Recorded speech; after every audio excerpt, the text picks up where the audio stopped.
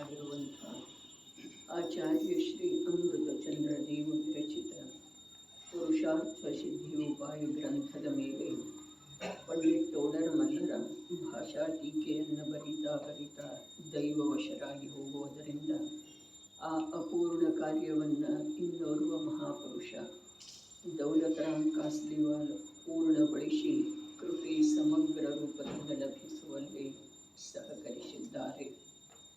ಸಮ್ಯಕ್ ಚಾರಿತ್ರ ಅಧಿಕಾರ ನಡೀತಾ ಇದೆ. 126ನೇ ಶ್ಲೋಕಿದೆ. ನಿಜ ಶಕ್ತ್ಯಾಶೇಷಾಣಾಂ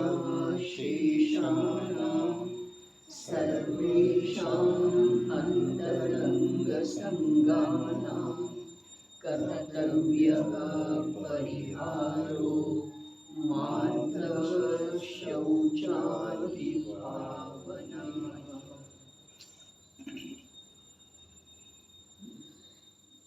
ಆದುದರಿಂದ ತಮ್ಮ ಶಕ್ತಿಗೆ ಅನುಸರಿಸಿ ಮಾರ್ಧವ, ಶೌಚ, ಸಂಯಮ ಮೊದಲಾದ ದಶಲಕ್ಷಣ ಧರ್ಮದ ಮೂಲಕ ಉಳಿದ ಸಮಸ್ತ ಅಂತರಂಗ ಪರಿಗ್ರಹಗಳ ತ್ಯಾಗ ಮಾಡಬೇಕಾಗುವುದು.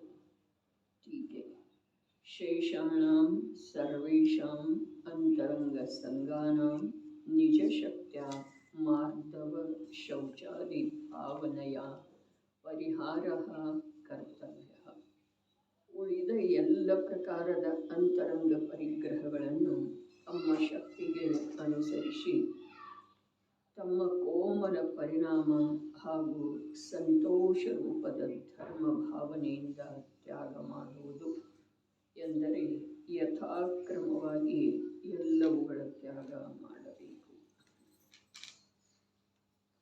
ಅಂತರಂಗ ಪರಿಗ್ರಹ ತ್ಯಾಗದ ಮಾತು ಹೇಳಿದರೆ, ಅಂತರಂಗ ಪರಿಗ್ರಹದಿಂದ ಜೀವ ಸತತ ದುಃಖದಿಂದ ತ್ರಸ್ತ ಆಗ್ತಾ ಇದ್ದಾನೆ. ಇಲ್ಲಿ ಅಂತರಂಗ ಪರಿಗ್ರಹಗಳ ಅಭಾವ, ನಾಶ ಹೇಗೆ ಮಾಡಬೇಕು ಅನ್ನೋದನ್ನು ಎರಡರ ಆಧಾರದಿಂದ ಹೇಳಿದ್ದಾರೆ. ಒಂದು ಹೇಳಿದ್ರು ಕೋಮಲ ಪರಿಣಾಮ. ಅರೆ, ನಾ ಅಂತರಂಗ ಪರಿಗ್ರಹದ ನಾಶ ಮಾಡ್ತೇನೆ, ನಾ ಸ್ವಭಾವದ ಗ್ರಹಣ ಮಾಡುತ್ತೇನೆ, ನಾ ಸಂಸಾರ ಚಕ್ರದಿಂದ ಬಿಡುಗಡೆ ಹೊಂದುತ್ತೇನೆ, ನಾ ಶಾಶ್ವತ ಮೋಕ್ಷ ಸ್ಥಾನಕ್ಕೆ ಪ್ರಾಪ್ತ ಆಗ್ತೇನೆ ಅನ್ನುವ ಭಾವಗಳೆಲ್ಲ ಕಠೋರ ಭಾವದವರು. ಪರಪದಾರ್ಥದೊಳಗೆ ಏನರೇ ಮಾಡ್ತೇನೋ ಅನ್ನುವ ಮಾತಂತೂ ಇಲ್ಲ. ಆದರೆ ಅನಾದಿ ಕಾಲದಿಂದ ಯಾವ ಸಂಸಾರ ಚಕ್ರದೊಳಗೆ ನಾನು ಸಿಲುಕಿ ಹಾಕಿಕೊಂಡಿದ್ದೇನೆ, ಆ ಚಕ್ರಕ್ಕೆ ಯಾವುದು ಮೂಲಭಾವಿಯಾಗಿ ನನ್ನ ಪರಿಣಾಮ ರೂಪದ ಪರಿಗ್ರಹಗಳಿದಾವೆಯೋ ಅವುಗಳದ್ದು ನಾಶ ನಾನು ಸರ್ವಥಾ ಮಾಡಿಬಿಡ್ತೇನೆ. ಈ ಪ್ರಕಾರದ ಭಾವೇನಿದೆ ಇದು ಕಠೋರ ಭಾವ ಇದೆ. ಹಾಗಾದರೆ ಕೋಮಲ ಭಾವ ಯಾವುದಿದೆ? ಕೋಮಲ ಭಾವ ಯಾವುದಿದೆ? ಯಾವುದು ಇದೆಯೋ ಅದನ್ನು ಸಹಜ ರೂಪದಿಂದ ತಿಳಿಯೋದ ಇದು ಕೋಮಲ ಭಾವ. ಧರ್ಮ ಬಹಳ ಬೇರೆ ಇದೆ ರೀ.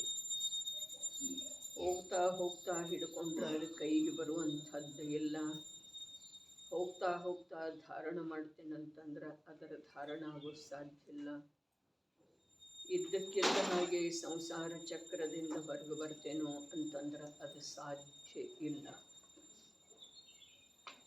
ನೋಡ್ರಿ, ಅನ್ಯ ಪದಾರ್ಥಗಳಲ್ಲೇ ಕಾರ್ಯ ಮಾಡ್ತೇನನ್ನುವ ಭಾವ, ಅನ್ಯ ಪದಾರ್ಥದಲ್ಲೇ ತನ್ನತನದ ಅನುಭೂತಿ ಇವಂತೂ ಯಾವುದೇ ಪ್ರಕಾರದಿಂದ ಜೀವದ ವಿಭಾವ ಶ್ರೇಣಿಗೆ ಕೂಡ ಸೇರುವುದಿಲ್ಲ. ಏನು ಹೇಳ್ತು?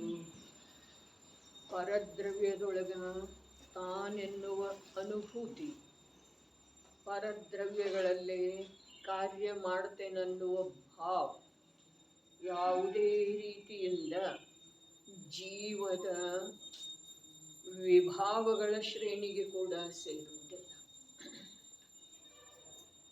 ಅದರ ಮಾತು ಹೀಗಿದೆ: ಯಾವುದು ತನ್ನ ಪರ್ಯಾಯದೊಳಗ ಪರಿವರ್ತನೆ ಮಾಡ್ತೇನೆ ಅನ್ನುವ ಭಾವ ಇದೆಯಲ್ಲ, ಅದು ತನ್ನ ಸಲುವಾಗಿ ಕಠೋರ ಭಾವ ಇದೆ. ಯಾವ ಪರ್ಯಾಯ ಇದೆಯಲ್ಲ ಅಶುದ್ಧ ಪರ್ಯಾಯ, ಆ ಅಶುದ್ಧ ಪರ್ಯಾಯವನ್ನು ಹೋಗಲಾಡಿಸಿ ಶುದ್ಧ ಪರ್ಯಾಯ ರೂಪದಿಂದ ಪರಿಣಮಿಸ್ತೇನೆ ಅನ್ನೋದ ಇದು ಕಠೋರ ಪರಿಣಾಮ ಇದೆ. ಏನು ತಿಳಿತಾ ಇಲ್ಲ? ಪರದ್ರವ್ಯದೊಳಗೆ ಅರ್ಥಾತ್ ಶರೀರದೊಳಗೆ ತನ್ನತನದ ಭಾವನೆ ಅನುಭೂತಿ ಅನ್ಯ ಧನ ಕನಕಾದಿ ಪುತ್ರಾದಿಕರಲ್ಲಿ ಕಾರ್ಯ ಮಾಡ್ತೇನೆ ಅನ್ನುವ ಯಾವ ಅಂತರಂಗದ ಅಭಿಪ್ರಾಯ ಅದು ಜೀವದ ವಿಭಾವ ಶ್ರೇಣಿಗೆ ಕೂಡ ಸೇರುವುದಿಲ್ಲ. ಗಂಭೀರವಾಗಿ ವಿಚಾರ ಮಾಡುವುದರೆ ಯಹ ಜೀವನ ಭೀತರಃ, ಈ ಮನುಷ್ಯ ಭವ ಒಂದು ಸಲ ಹೋಯಿತು ಅಂತಂದ್ರೆ ಅರೆ ಈ ಮನುಷ್ಯ ಭವ ಹೋಗುವಂಥದ್ದಿದೇನ, ಕಳ್ಕೊಳ್ಳುವಂಥದ್ದಿದೇನ, ತನ್ನ ಕಲ್ಯಾಣದ ಸಲುವಾಗಿ ಸಮಸ್ತ ಅನುಕೂಲತೆಗಳ ಸಮಗ್ರ ರೂಪದಿಂದ ಲಭಿಸಿರುವೆಳದೊಳಗ ತನ್ನ ಕಾರ್ಯ ಮಾಡಿಕೊಳ್ಳದೇ ಇರೋದು ಸಾಧ್ಯದೇನ? ಅದಕ್ಕೆ ಇದು ಒಂದು ಬಾರಿ ಹೋಯಿತು ಅಂತಂದ್ರೆ ನ್ಯಾಯದಿಂದ ವಿಚಾರ ಮಾಡಿದ್ರೂ ಸಿದ್ಧ ಆಗ್ತಿದೆ, ಬಹಿರ್ಮುಖ ಜ್ಞಾನದಿಂದ ವಿಚಾರ ಮಾಡಿದ್ರೂ ಸಿದ್ಧ ಆಗ್ತಿದೆ. ಏನ ಅನಂತ ಕಾಲ ಕಳೆದ್ರೂ ಸಿಕ್ಕೋದು ಸಾಧ್ಯ. ಅರೆ ಯಾವ ಪರದ್ರವ್ಯದೊಳಗ ಈ ಜೀವ ಅನಂತಾನಂತ ಕಾಲದಿಂದ ಯಾವ ಕಾರ್ಯ ಮಾಡಿದ? ಒಂದಿಷ್ಟು ಬರೇ ಪ್ರಾಮಾಣಿಕ ಜ್ಞಾನದಿಂದ ವಿಚಾರ ಮಾಡಿದ್ರೆ ಯಾವ ಕಾರ್ಯ ಆಗ್ತಾ ಇರ್ತಿದೆಯಲ್ಲ ಆ ಸಮಯದೊಳಗೆ ತನ್ನ ಸಮೀಪ ಬಂದು ನೋಡಿದರೆ ಬೇಕಾದ್ರೆ ಅದಕ್ಕೆ ಸಂಬಂಧಿಸಿದ ಜ್ಞಾನ ವಿಕಾರ ರೂಪದಿಂದ ಪರಿಣಮನ ಮಾಡ್ತಾ ಇರ್ತಿದೆ. ಬೇಕಾದ್ರೆ ಆ ಪರಪದಾರ್ಥದ ಏಕತ್ವ ಬುದ್ಧಿಯ ಕಾರಣದಿಂದ ಆ ಕಾರ್ಯದ ಸಮಯದೊಳಗ ತನ್ನ ಕ್ಷೇತ್ರದಲ್ಲಿದ್ದುಕೊಂಡ ದುಃಖ ರೂಪದಿಂದ ಪರಿಣಮನ ಮಾಡ್ತಾ ಇರ್ತೀವಿ. ತನ್ನ ಜ್ಞಾನ ಆಗಲಿ, ತನ್ನ ಯಾವುದೇ ಪ್ರಕಾರದ ಭಾವ ಆಗಲಿ, ಪರದ್ರವ್ಯದ ಯಾವುದೇ ಕಾರ್ಯ ವಿಶೇಷದ ಸಮೀಪ ಸಾಗಿ ಹೋಗುವುದು ಸಾಧ್ಯ ಇಲ್ಲ. ತನ್ನ ಭಾವದ ಅರ್ಥಾತ್ ಜ್ಞಾನದ ಸಮೀಪ ತನ್ನ ಅಸ್ತಿತ್ವದ ಹತ್ತಿರ ಹೋಗಿ ನೋಡಿದ ನಂತರ ಅಲ್ಲಿ ಬರೇ ಜ್ಞಾನದ ವಿಕಾರ ರೂಪದಿಂದ ತಾನು ಪರಿಣಮಿಸ್ತಾ ಇರೋದು, ಅದು ಎಲ್ಲಿ? ತನ್ನಲ್ಲೇ ಪರಿಣಮಿಸ್ತಾ ಇರೋದು ಸ್ಪಷ್ಟ ಕಾಣಿಸ್ತಿದೆ. ಅದಕ್ಕೆ ಯಾವ ವಿಶೇಷ ಪುರುಷಾರ್ಥದ ಅವಶ್ಯಕತೆ ಇಲ್ಲ. ಅದರ ಸಲುವಾಗಿ ಸಮಯ ಸಾರದ 14-15ನೇ ಗಾಥೆಯೊಳಗೆ ಹೇಳಿದರು, ದ್ರವ್ಯ ಸ್ವಭಾವದ ಸಮೀಪ ಹೋಗಿ ನೋಡಿದ ನಂತರ ಅದು ತನ್ನ ಸ್ವಭಾವ ರೂಪದಿಂದ ಪರಿಣಮನ ಮಾಡ್ತಾ ಇದೆ. ಅನ್ಯ ಯಾವುದೂ ರೂಪ ಅದ ಆಗಿಲ್ಲ. ವೀತರಾಗಿ ಸಂತ ಕುಂದ ಆಚಾರ್ಯ ದೇವ ಅಮೃತ ಚಂದ್ರಾಚಾರ್ಯ ದೇವರ ವಚನಗಳದವರೇ ಅವ. ಅರೆ ಪ್ರತ್ಯಕ್ಷ ಅವರಲ್ಲೇ ಆ ಪ್ರಕಾರದ ಕಾರ್ಯ ನಡೆದದ್ದು ಇದೆ. ಈ ಜೀವನದೊಳಗ ಇಲ್ಲಿ ಧರ್ಮ ಸಾಧಿಸುವ ಇಚ್ಛೆ ಇತ್ತು ಅಂತಂದ್ರ ಇದು ಯಾರ ಮಾತು ಇದೆ? ಅಮೃತ ಚಂದ್ರಾಚಾರ್ಯ ದೇವರ ಮಾತು ಇದೆ. ಮತ್ತು ಯಾರ ಗೃಹಸ್ಥಾವಸ್ಥೆಯನ್ನು ಇನ್ನೇನು ಒಂದು ಮಾತು ಕೇಳಿದರೆ ಬಿಟ್ಟು ಕೊಡ್ತಾರೆ. ಇಂಥ ಪಂಚಮ ಗುಣಸ್ಥಾನವರ್ತಿ ಶ್ರಾವಕನ ಸಪ್ತಮ ಗುಣಸ್ಥಾನದ ಪುರುಷಾರ್ಥ ಮಾಡ್ತಾ ಇರುವಂಥ ಸಾಧಕ ಜೀವದ ಮಾತು ಇದೆ. ಮಿಥ್ಯಾತ್ವ ಅನಂತಾನುಬಂಧಿ ಹೋದದ್ದು ಇದೆ ಮತ್ತು ಅಪ್ರತ್ಯಾಖ್ಯಾನ ಕಷಾಯ ಚೌಕಡಿ ಹೋದದ್ದು ಇದೆ. ಅಂಥವ್ರ ಮಾತು ಇದೆ. ಸ್ವಯಂ 7ನೇ ಗುಣಸ್ಥಾನದ ಸಲುವಾಗಿ ಯಾರು ಉದ್ಯಮ ಮಾಡ್ತಾ ಇದ್ದಾರೋ ಅಂಥ ದಿಗಂಬರ ಆಚಾರ್ಯ ಅಮೃತ ಚಂದ್ರ ದೇವರ ಮಾತಿದೆ. ಮತ್ತು ಸ್ವಯಂ ಮನೆಯಲ್ಲಿದ್ದು ಕೂಡ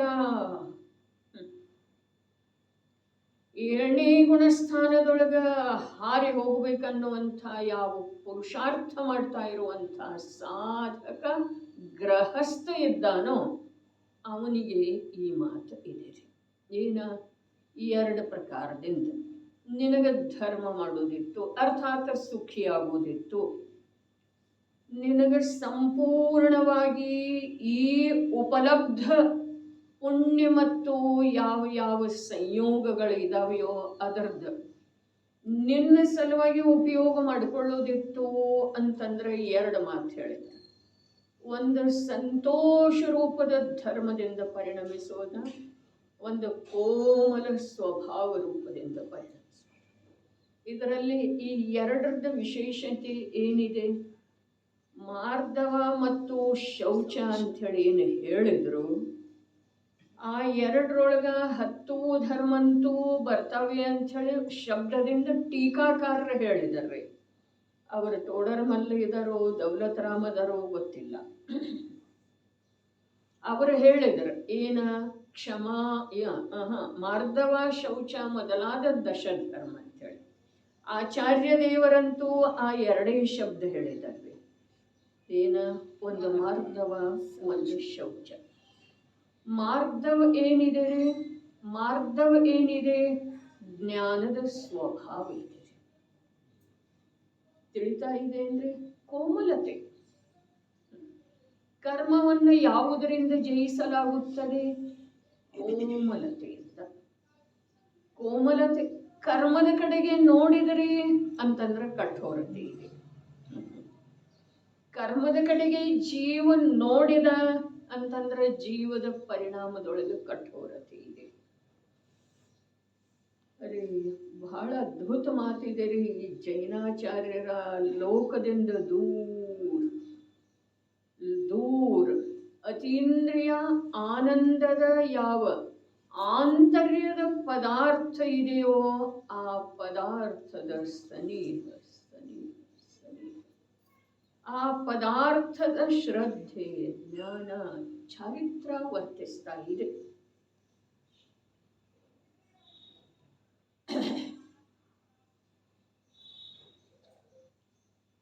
ಕರ್ಮದ ಕಡೆಗೆ ನೋಡಿದರೆ ಅದು ಕಠೋರ ಪರಿಣಾಮ ಇದೆ. ಕರ್ಮ ಕಾಣಸ್ಥಿತಿ ಇದು ಜೀವದ ಸ್ವಭಾವ ಇದೆ.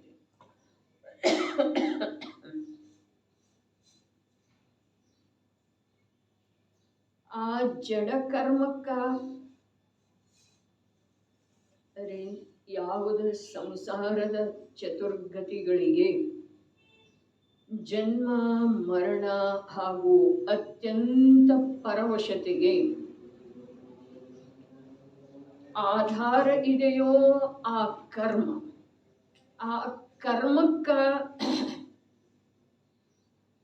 ಜೀವ ತುಂಬಿಸುವಂಥದ್ದು, ಚೈತನ್ಯ ತುಂಬಿಸುವಂಥದ್ದು ಯಾವುದಿದೆ ಅದು ಕರ್ತೃತ್ವ ಭಾವ. ಇನ್ನೊಂದ್ಸಲ, ಯಾವುದ ಚತುರ್ಗತಿಗಳ ಸಂಸಾರಕ್ಕೆ ಅರ್ಥಾತ್ ಜನ್ಮ ಮರಣ ಒಂದು ಸಮಯದ ಬಿಡುವಿಲ್ರಿ ನಡುವ. ಜನ್ಮದ ನಂತರ ಅಖಂಡ ಮರಣದ ಕಡೆಗೆ ಪರಿಣಮನ, ಮರಣದ ಆದ ನಂತರ ಒಂದು ಸಮಯನೂ ಬಿಡುವಿಲ್ಲ, ಪುನಃ ಜನ್ಮದ ಕಡೆಗೆ ಪರಿಣಮನ. ಈ ಪ್ರಕಾರ ಅವ್ಯಾಹತವಾಗಿ ಜನ್ಮ ಮರಣ ಮತ್ತು ಅತ್ಯಂತ ಪರವಶತೆಯಿಂದ ದುಃಖ ಸಹನೆ ಮಾಡೋದು. ಇಂಥ ಸಂಸಾರಕ್ಕೆ ಕಾರಣ ಯಾವುದಿದೆ ಅಂತಂದ್ರ ಅಷ್ಟವಿಧದ ಕರ್ಮ ರೀ. ಇದೇನಿಲ್ರಿ? ಹಾಗಾದ್ರೆ ಮೋಹನೀಯ ಇದೆ, ಜ್ಞಾನಾವರಣೀಯ ಇದೆ, ದರ್ಶನಾವರಣೀಯ ಇದೆ, ವೇದನೀಯ ಇದೆ, ಅಂತರಾಯ ಇದೆ, ನಾಮ ಇದೆ, ಗೋತ್ರ ಇದೆ, ಆಯು ಇದೆ. ಇವೆಲ್ಲ ಏನದವ್ರಿ? ಬರೇ ಆ ಜೀವವನ್ನ ಜನ್ಮದಿಂದ ಮರಣ, ಮರಣದಿಂದ ಜನ್ಮ, ಈ ಚಕ್ರದಲ್ಲಿ ಬಿಟ್ಟೂ ಬಿಡದೆ ಹಿಡಿಸಿಕೊಂಡ ಅದವ್ರಿ. ಬರೇ ಹಿಡ್ಕೊಂಡದವೇನ? ಇಲ್ಲ.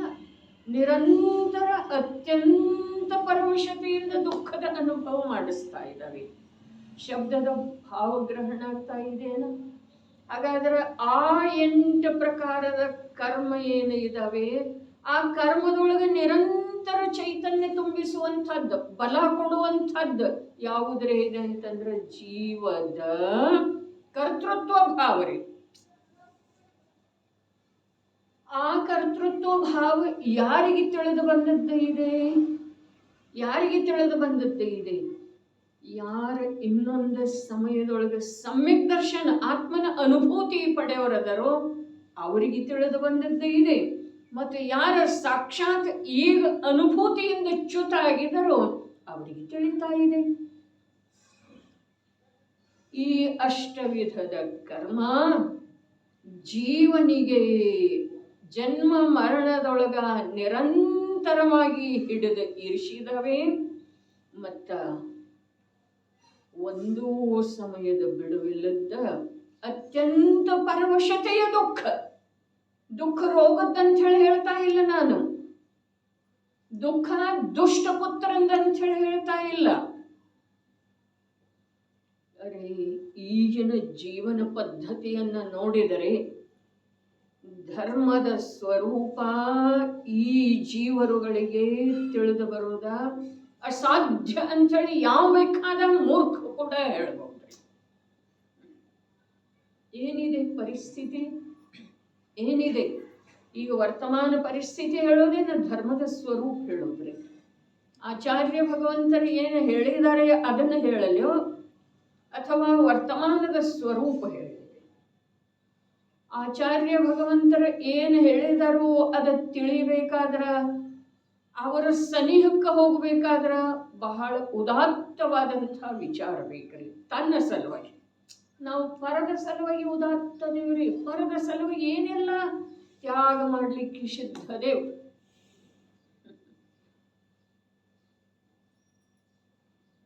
ಅದೇನೇನಿಲ್ರಿ, ಅದೇ ಅಂಥೇಳಿ ನಾನು ಹೇಳೋದು ತಪ್ಪ. ನಾನಂತೂ ಇರಲಿಲ್ಲ, ಇಲ್ಲ. ಆದ್ರೆ ಇಂದಿನ ಜಗತ್ತು ಹಾಗೇ ಇದೆ,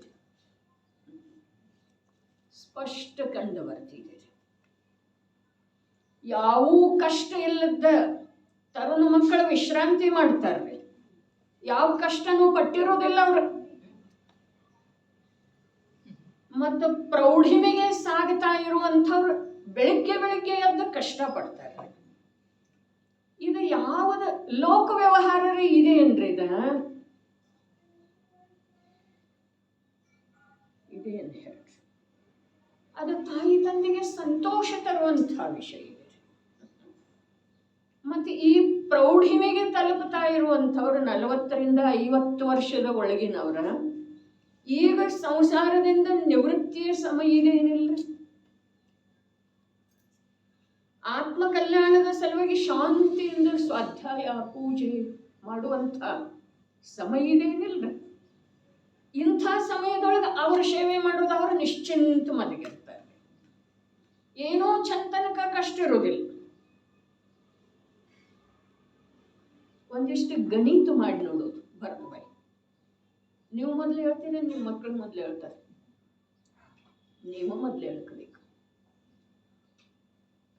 ಅರೆ ಲೋಕ ಅವರೇನು ಲೋಕದಿಂದ ಬೇರೆ ಇಲ್ಲಲ್ಲ. ನಾನು ನೋಡಿರುವಂಥ ಲೋಕದ ಪರಿಸ್ಥಿತಿ ಹೀಗೆ ಇದೆ, ಎಲ್ಲರೂ ನೋಡಿದ್ದೀರಿ. ಅದರ ನೋಡಿರನು ಅದರ ಮೇಲೇನ ಪರದೆ ಎಳಿತಾ ಇದ್ದೀರೋ ಏನು ಯಾರಿಗೆ ಬಂತ. ಈಗ ಬೆಳಗ್ಗೆ ಬೆಳಗ್ಗೆ ಎದ್ದು ಸಾಮಾಯಿಕ ಸ್ವಾಧ್ಯಾಯ ಮಾಡುವ ವಯಸ್ಸು ನಿಮ್ಮದು.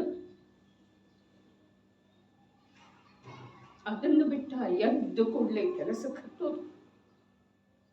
ಮತ್ತು ಅವ್ರು ಆರಾಮಾಗಿ ಎಲ್ಲ ಇದೆ. ಅದೇ ಹೇಳ್ತಾ ಇರೋದು, ಯಾರು ಇದಕ್ಕೂ ಹೊರತಿಲ್ಲ. ಹಾಗಾದ್ರೆ ಧರ್ಮದ ಸಾಧನೆ ಮಾಡುವ ವಯಸ್ಸ್ಯಾವುದ? ಯಾವುದರೆ ಕೈಕಾಲೆಲ್ಲ ಶಿಥಿಲಾಗಿ ಬುದ್ಧಿ ಮಂದಾಗಿ ಹಾಸಿಗೆ ಮೇಲೆ ಬಿದ್ದ ಮೇಲೇನ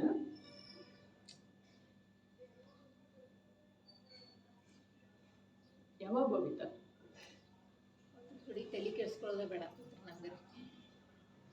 ತಲೆ ಕೆಡಿಸ್ಕೊಳ್ಳೋ ಮಾತಲ್ಲ. ಅಂದ್ರೆ ನಾವು ಎಂಥ ಇಕ್ಕಟ್ಟಿನ ಪರಿಸ್ಥಿತಿ, ಇದನ್ನ ಹೇಳೋದು ಯಾತಕ ಅಂತಂದ್ರ ಅತ್ಯಂತ ಪರವಶತೆಯ ದುಃಖಕ್ಕೆ ಗುರಿಪಡಿಸ್ತಾ ಇದೆ. ಏನ? ನಾವು ಮಾಡಿರುವಂಥ ಅಷ್ಟವಿಧದ ಕರ್ಮ. ಮತ್ತು ಆ ಅಷ್ಟವಿಧದ ಕರ್ಮದೊಳಗೆ ನಿರಂತರ ಚೈತನ್ಯ ಕರೆಂಟ್ ಒದಗಿಸ್ತಾ ಇರೋದು ಯಾವ್ದ? ಕರ್ತೃತ್ವ ಭಾವ. ಇಲ್ಲಿ ಹೇಳ್ತಾ ಇದ್ದಾರೆ ಕೋಮಲ ಪರಿಣಾಮ, ಮಾರ್ಧವ ಪರಿಣಾಮ. ಯಾರಿಗೆ? 80 ವರ್ಷದವರಿಗೆ. ಇಲ್ಲಿ 80 ವರ್ಷದವರಿಗೂ ಬಿಡುವಿಲ್ಲ. 80 ವರ್ಷದವ್ರು ಮೊದಲೇ ಹೇಳ್ತಾರ್ರಿ, ಆಮೇಲೆ 50 ವರ್ಷದವ್ರು ಹೇಳ್ತಾರ್ರಿ, ಆಮೇಲೆ 20 ವರ್ಷದವ್ರು ಯಾವಾಗ ಹೇಳ್ತಾರ ಗೊತ್ತಿಲ್ಲ.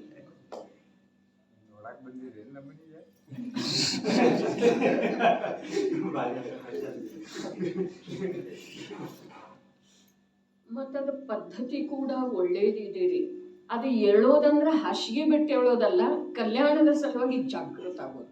80 ವರ್ಷದವ್ರು ಮೊದಲಾಗ್ತಾರ, ಅರೇ ಇನ್ನೂ ನನ್ನ ಈ ದಿವ್ಯ ಭವ್ಯ ಜೀವನ ನಡೆದಿದೆ, ಚಲೋ ಕೂಡೋನು ಸಾಮಾಯಿಕ ನೋಡೋಣ ಧ್ಯಾನದೊಳಗೆ, ಅಂತರ್ಮುಖ ಪುರುಷಾರ್ಥದ ಮೂಲಕ ಆಂತರ್ಯದ ವಸ್ತು ಸಿಕ್ತಿದೆ ನೋಡೋನು.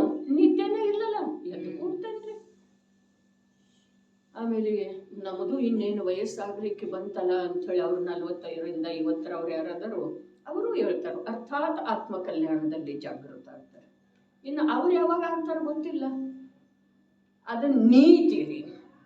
ಆದ್ರ ಆ ನೀತಿ ಬಿಟ್ಟು ಹೋಗಿ ಕೇವಲ ಸಾಂಸಾರಿಕ ಕಾರ್ಯದೊಳಗ ಪ್ರವೃತ್ತಿ ನಡೆದದ್ದೇ ಇದೆ. ಸಂಸಾರದಿಂದ ನಿವೃತ್ತಿ ಯಾವಾಗ? ಮಕ್ಕಳು ಮದುವೆ ಮಾಡ್ತು ಅಂತಂದ್ರೆ ವಾನಪ್ರಸ್ಥಾಶ್ರಮಕ್ಕೆ ದೊರೆಗಳು ಹೋಗ್ತಿದ್ದಾರೆ ಮೊದಲ. ಈಗ ಅಲ್ಲಿಂದ ಶುರು ಆಯ್ತು. ಮಕ್ಕಳು ಮದುವೆ ಆಯ್ತು ಅಂತಂದ್ರೆ ಇವ್ರದ್ದು ಜೀವನ ಶುರು ಆಯ್ತು, ದುಡಿಮೆಯ ಜೀವನ. ಅವ್ರನ್ನ ಸಂಭಾಳಿಸು ಮುಗಿತಲ್ಲ. ಯಾವಾಗ ಅಜ್ಞಾನ ಅವಸ್ಥೆ ಇತ್ತು, ಏನು ಕಲಿಸಿಕೊಡೋದಿತ್ತು, ದುರ್ಬಲ ಅವಸ್ಥೆ ಇತ್ತು, ವಿದ್ಯಾ ಕಲಿಸೋದಿತ್ತು, ರೀತಿ ನೀತಿಗಳನ್ನು ಕಲಿಸೋದಿತ್ತು, ಆದ ನಂತರ ಅವರಿಗೆ ಗೃಹಸ್ಥಾಶ್ರಮದೊಳಗೆ ಪ್ರವೇಶ ಮಾಡಿಸಿದ ನಂತರ ಇವ್ರದ್ದು ಮನೆಯಲ್ಲಿ ಏನು ಕೆಲಸ? ಇವ್ರದ್ದು ಬರೀ ಪಾರಲೌಕಿಕ ಅರ್ಥಾತ್ ಆತ್ಮ ಕಲ್ಯಾಣದ ಮುಂದಿನ ಭವಗಳದ್ದ ಅಥವಾ ಭವದ ಅಭಾವದ ಕಾರ್ಯದೊಳಗ ಸಂಪೂರ್ಣ ನಿವೃತ್ತಿ ತಗೊಳ್ಳೋದು.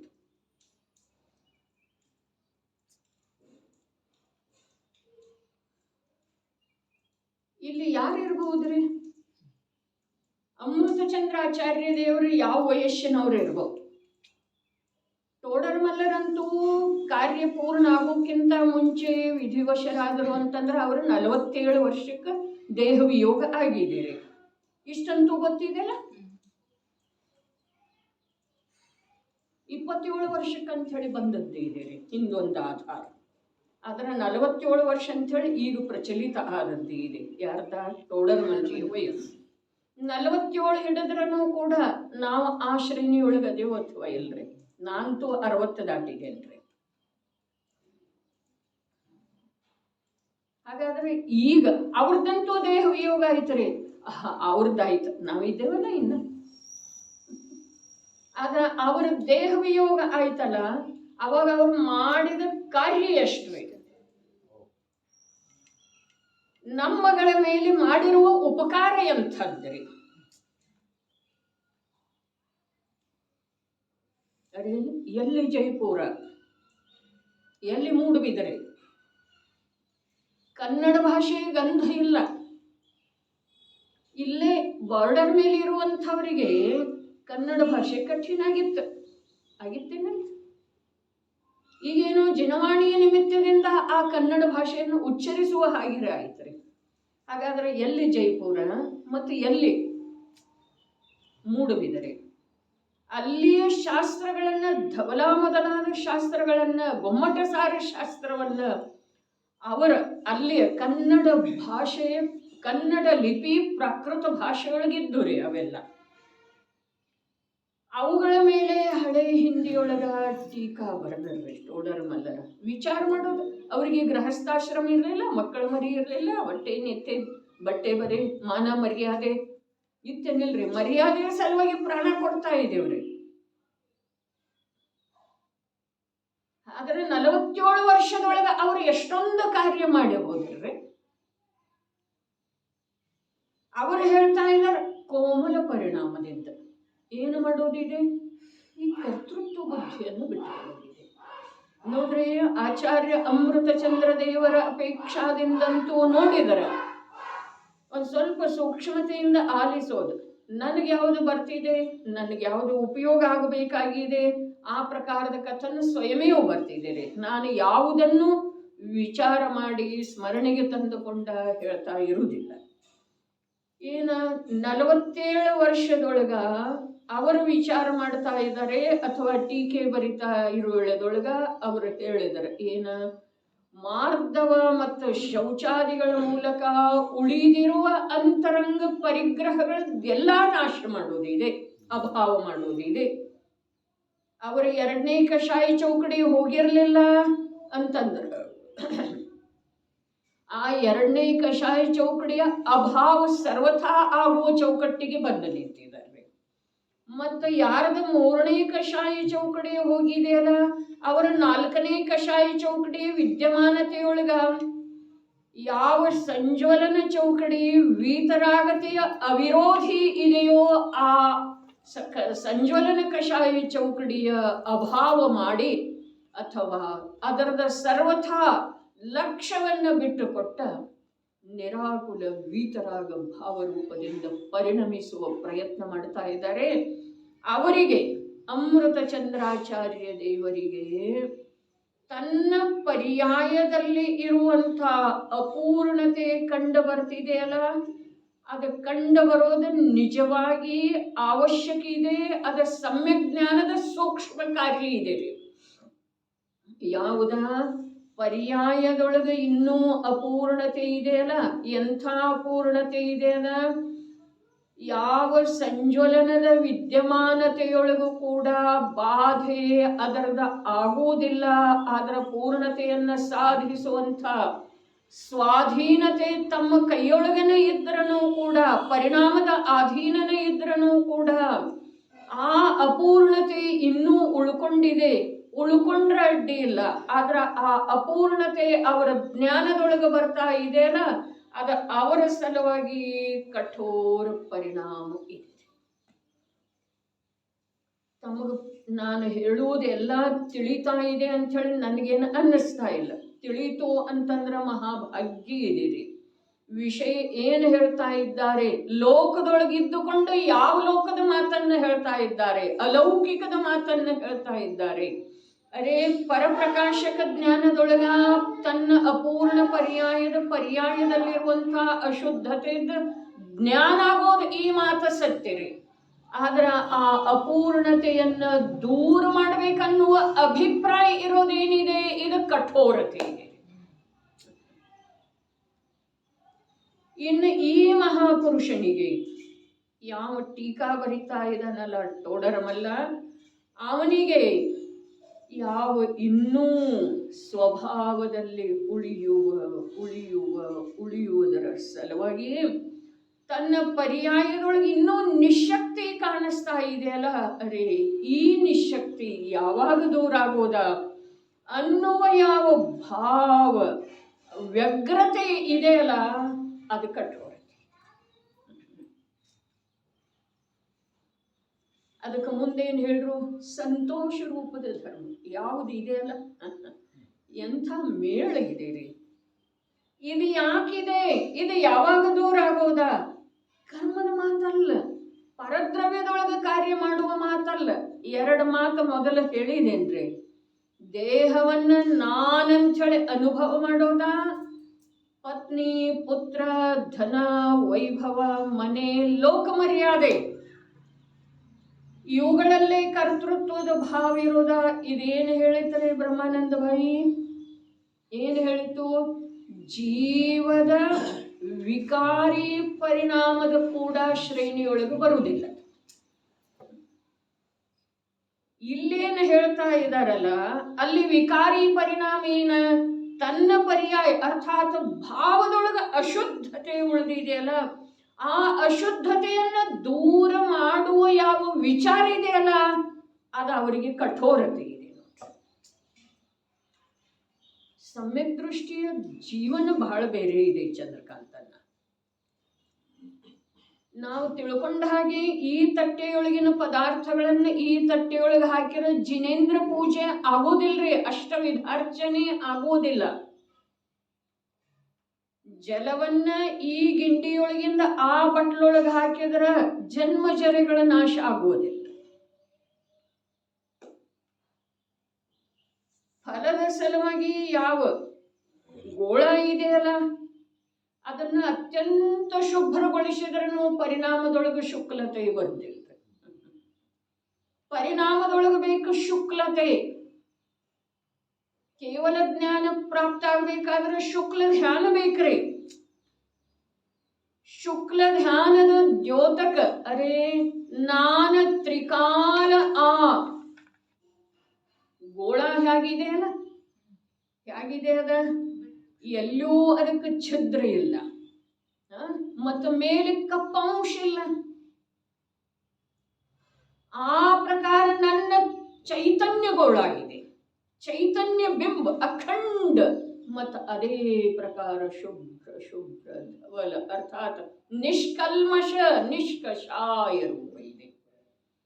ಅದರದ ಸ್ವೀಕಾರ ಮಾಡೋದು ಅರ್ಥಾತ್ ಮೋಕ್ಷ ಫಲದ ಪ್ರಾಪ್ತಿ.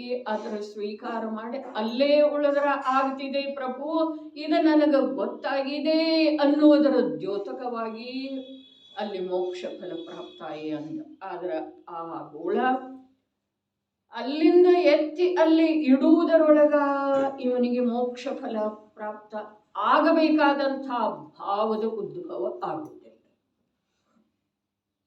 ಧರ್ಮ ಅಲ್ಲಿ ಇಲ್ಲಿ ಹೊರಗಡೆ ಬಹಳ ಮಾಡಿದೇವ್ರಿ ನಾವು, ಒಬ್ಬರಿಗಿಂತ ಒಬ್ಬರು ಅಧಿಕ ಮಾಡ್ಲಿಕ್ಕೆ ಹೋದೆವು. ಏನು ಮಾಡಿದ್ರೂ ಅಂತರಂಗದ ಅಶಾಂತಿ ದೂರ ಆಗಲಿಲ್ಲ. ಯಾಕೆ ಅಂತಂದ್ರೆ ಮೂಲೇನಿದೆ ಅದನ್ನ ತಿಳ್ಕೊಳ್ಳುವ ಪ್ರಯತ್ನನೇ ಮಾಡಲಿಲ್ಲ. ಇಲ್ಲಿ ಟೋಡರ್ಮಲ್ಲ ಹೇಳ್ತಾ ಇದ್ದಾನೆ ಆ ಮಹಾಪುರುಷ, ಈ ಯಾವ ಅಶುದ್ಧಿ ಇದೆಯಲ್ಲ ಅರೇನೇ ಅನಾದಿ ಕಾಲದಿಂದ ನನ್ನ ಅಶುದ್ಧ ಪರಿಣಾಮದಿಂದ, ನನ್ನ ಅಶುದ್ಧ ಪರಿಣಾಮದ ಮೂಲಕ, ಪರಿಣಾಮದ ಕಾರಣದಿಂದ ನನ್ನ ಶುದ್ಧ ಸ್ವಭಾವವನ್ನು ನಾನು ಗ್ರಹಿಸಲಾಗಲಿಲ್ಲ.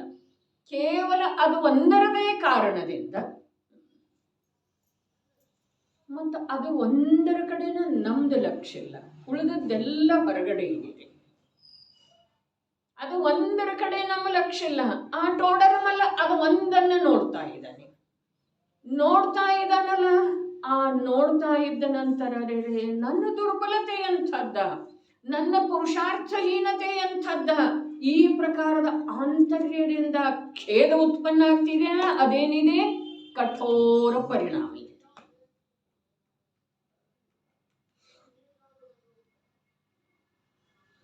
ಹಾಗಂದ್ರ ಪರ್ಯಾಯದೊಳಗ, ಜ್ಞಾನದೊಳಗ ಪರ್ಯಾಯದ ಅಪೂರ್ಣತೆ ಅಥವಾ ಪರ್ಯಾಯದ ಅಶುದ್ಧತೆ ಗೋಚರಿಸಿದ ನಂತರ ಕೂಡ ಏನು ಮಾಡೋದಿದೆ? ಸಂತೋಷ ರೂಪದ ಧರ್ಮ. ಸಂತೋಷನ ಅದನ್ನ ದೂರ ಮಾಡುವ ಪ್ರಯತ್ನ ಮಾಡೋದಿಲ್ಲ, ಅದರ ಕುರಿತು ಖೇದ ಪಡೋದಿಲ್ಲ. ಆದರೆ ಯಾವುದು ಪರಿಪೂರ್ಣ ಇದೆಯಲ್ಲ ಅದರ ಆಶ್ರಯ, ಅದನ್ನ ದೃಷ್ಟಿಯೊಳಗೆ ತಂದುಕೊಳ್ಳೋದು, ದೃಷ್ಟಿಯ ಬಲ ಅದರ ಮೇಲೆ ಇರೋದು. ಅಂದ್ರೆ ಏನಾಗ್ತಿದೆ? ಅಂತರಂಗದ ಎಲ್ಲಾ ಪರಿಗ್ರಹಗಳ ತನ್ನಷ್ಟಕ್ಕೆ ತಾನೇ ಆ ಸಂತೋಷ ರೂಪದ ಧರ್ಮದಿಂದ. ಸಂತೋಷ ಅಂತಂದ್ರೆ ದೇಹದ ಮೇಲೆ ಯಾರಾದರೂ ಉಪಸರ್ಗ ಮಾಡಿದ್ರು ಅಂತಂದ್ರೆ ಅವ್ರ ಬಗ್ಗೆ ಕ್ರೋಧಿತ ಆಗದೇ ಇರೋದ ಈ ಸಂತೋಷದ ಮಾತಿಲ್ರಿ. ಅದು ಭಿನ್ನ ದ್ರವ್ಯ ಇದೆಯಲ್ಲ, ಅಲ್ಲಿ ಏನಾದ್ರ ಹೋದ್ರ ಅದರ ಸಂತೋಷ ದುಃಖ ಅವ ಆತ್ಮನವ ಅಲ್ಲವೇ ಅಲ್ಲ. ಆತ್ಮನ ವಿಭಾವದ ಶ್ರೇಣಿಯೊಳಗೂ ಕೂಡ ಬರುವುದಿಲ್ಲ ಅಂತ ಹೇಳಿದ್ದಿತ್ತು.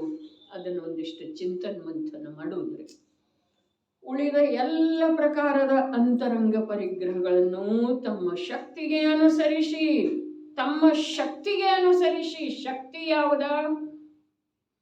ಶಕ್ತಿ ಯಾವುದರೆ ತ್ರಿಕಾಲಿ ಶಕ್ತಿನೋ ಏನು ಪರ್ಯಾಯದ ಶಕ್ತಿ ಏನಪ್ಪ ಜ್ಞಾಯಕ ಶಕ್ತಿಗನುಸರಿಸಿ ಅಂತ ಹೇಳಿದರಲ್ಲ, ತ್ರಿಕಾಲಿ ಶಕ್ತಿಯ ಮಾತು ಹೇಳಿದ್ರು ಏನು ಪರ್ಯಾಯ ಶಕ್ತಿಯ ಮಾತು ಹೇಳಿದ್ರು? ವಿಚಾರ ಮಾಡೋದು, ಉತ್ತರ ಹೇಳುವುದಿಲ್ಲ. ಪರ್ಯಾಯ ಶಕ್ತಿಯ ಮಾತು ಶಕ್ತಿಗನುಸರಿಸಿ, ಅರೆ ಪರ್ಯಾಯದೊಳಗಿನ ಶಕ್ತಿಗನುಸರಿಸಿ ಕಾರ್ಯ ಮಾಡುವ ಮಾತು ಜೈನಾಚಾರ್ಯರ ಹೇಳೋದನೇ ಇಲ್ರಿ. ಪರ್ಯಾಯದೊಳಗಿನ ಶಕ್ತಿಗನುಸರಿಸಿ ಕಾರ್ಯ ಆಗೋದನೇ ಇಲ್ಲ. ಆದ್ರ ದ್ರವ್ಯ ಶಕ್ತಿ ತ್ರಿಕಾಲಿ ಶಕ್ತಿಯ ಲಕ್ಷ್ಯದೊಳಗೆ ತಂದುಕೊಂಡ ಅಂದ್ರೆ ಪರ್ಯಾಯದೊಳಗೆ ತನ್ನಷ್ಟಕ್ಕೆ ತಾನೇ ಶಕ್ತಿ ಜಾಗೃತ ಆಗ್ತಿದೆ. ನಾನು ಯಾರು, ಎಂಥವಿದ್ದೇನು, ನನ್ನಲ್ಲಿ ಎಂಥೆಂಥ ಗುಣಗಳಿದಾವೆ, ಎಂಥ ಶಕ್ತಿ ಇದಾವೆ, ಇದರ ಕಡೆಗೆ ವರ್ತಮಾನದ ಉಪಯೋಗ ಹೋಯಿತು ಅಂತಂದ್ರ ಅದರ ಅನುಸಾರ ಪರ್ಯಾಯದೊಳಗಿನ ಅಶುದ್ಧತೆ ದುರ್ಬಲತೆ ತಾನೇ ಕಮ್ಮಿ ಆಗ್ತಿದೆ. ಎಷ್ಟು ಅಲ್ಲಿ ಶಕ್ತಿ ತಸ್ತ್ಯಾಗ ತಪ ಬರ್ತಿದೆಯಲ್ಲ, ಷೋಡಶ ಅವನಿಯೊಳಗ ಶಕ್ತಿ ತಸ್ ಅಂದ್ರೆ ನಿನಗೆ ಸಾಧ್ಯದಷ್ಟು. ಹೀಗೇನ್ರಿ? ಅರೆ ಹಾಗೆ ಯಾರು ಅರ್ಥ ಮಾಡಿದ್ರ ಅದು ನಿಜವಾದ ಅರ್ಥ ಅಲ್ರಿ.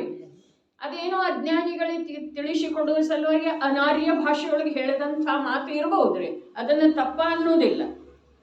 ಆದ್ರೆ ಅದು ಮೂಲೇನ ಶಬ್ದ ಇದೆಯಲ್ಲ, ಶಕ್ತಿ ತಸ್ತ್ಯಾಗ, ಶಕ್ತಿ ತಸ್ತಪ, ಇದರದ ಅರ್ಥ ಏನಿದೆ ರೀ? ಅರೆ ತನ್ನ ತ್ರಿಕಾಲಿ ಶಕ್ತಿಯ ಅನುಸರಣೆ ಮಾಡಿದ ನಂತರ ತಪಸ್ಸಾಗೋದಿದೆ, ತನ್ನ ತ್ರಿಕಾಲಿ ಶಕ್ತಿಯನ್ನ ಮುಖ್ಯವಾಗಿ ಇಟ್ಕೊಂಡ ನಂತರ ತ್ಯಾಗ ಆಗೋದಿದೆ ರೀ. ಇಲ್ದಿದ್ರೆ ಸಾಧ್ಯನೇ ಇಲ್ಲ. ಪರ್ಯಾಯದೊಳಗೆ ಏನು ಶಕ್ತಿ ಇರ್ತಿದೆ, ಯಾವುದರ ಆಧಾರದಿಂದ ಪರ್ಯಾಯದ ಶಕ್ತಿ ಸಂಚಾಲಿತ ಆಗ್ತಿದೆ ರೀ? ಅದಕ್ಕೆ ಬೇಕೇನ್ ಬೇಡ್ರಿ ಚಾರ್ಜಿಂಗ್. ಯಾವುದರಿಂದ ಆಗೋದದು? ಆಗಮದ ಆಧಾರದಿಂದ ಆಗ್ತಿದೆ. ಅರೆ ಕೆಲವು ಅಂಶದೊಳಗೆ ಆಗ್ತಿದೆ ಅಂತ ಹೇಳಿ ಅನ್ನಿಸ್ತಿದೆ ರೀ. ಆಗಮ ಪ್ರಮಾಣ ಇದೆಯಲ್ಲ, ಪ್ರಮಾಣ ಜ್ಞಾನದೊಳಗೆ ಎರಡು ವಿಧ. ಯಾವ? ಪ್ರತ್ಯಕ್ಷ ಪ್ರಮಾಣ ಮತ್ತು ಪರೋಕ್ಷ ಪ್ರಮಾಣ. ಪರೋಕ್ಷ ಪ್ರಮಾಣದೊಳಗೆ 5 ವಿಧ ಅದಾವ್ರಿ: ಸ್ಮೃತಿ, ಪ್ರತ್ಯಭಿ, ತರ್ಕ, ಅನುಮಾನ ಮತ್ತು ಆಗಮ.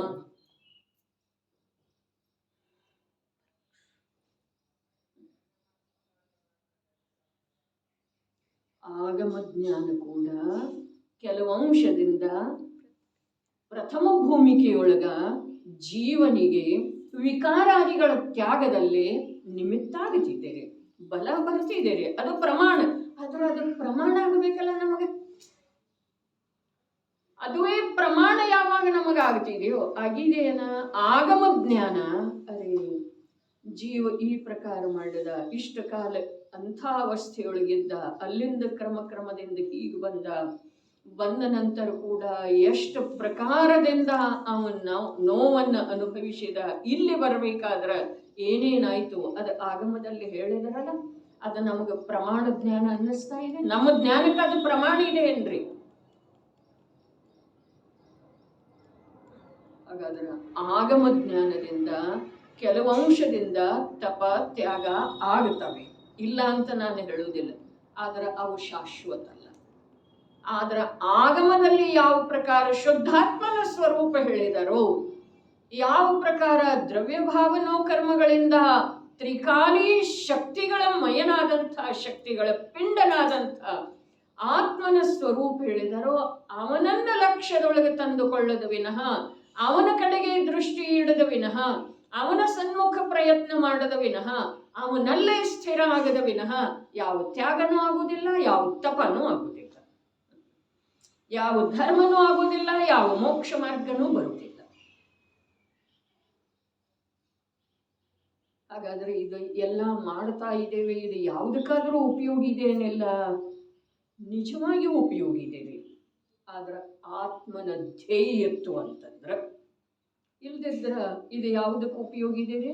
ಬಂಧ ಮಾರ್ಗಕ್ಕೆ ಅನುಕೂಲ ಇದೆ ರೀ. ಸಮಕಿತವಿಲ್ಲದೆ